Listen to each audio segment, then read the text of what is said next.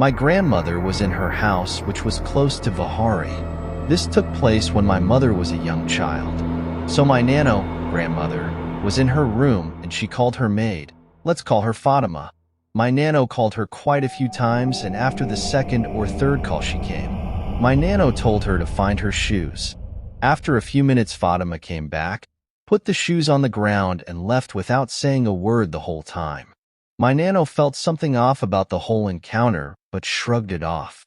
After some time, my nano realized that Fatima was on leave for a few days, and that the lady who came was not her, and in fact someone pretending to be her. The following story is my own encounter. This probably took place when I was 6 or 7.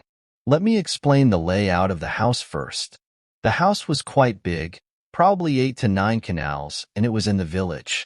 Mind you, this house is quite old and probably 30 years old. So behind the house was a corner garden, and then it was plain bricks. Then it was the store and dirty kitchen, followed along with an open courtyard which held the laundry.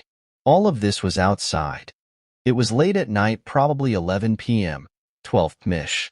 My mom and aunt were walking together, and I was separate, like my mom and aunt were walking towards the garden while I was walking towards the store and dirty kitchen.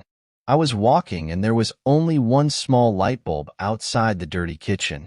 I was walking towards the courtyard and I saw a long, slender, black figure.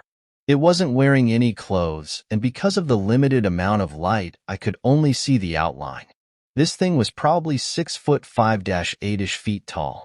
I had a feeling that this thing was male because of the outline. I knew it wasn't any of my family because they weren't that tall, and neither were any of the servants. I kind of stood there for like a good 30 seconds in shock, and I wasn't able to make a noise or scream.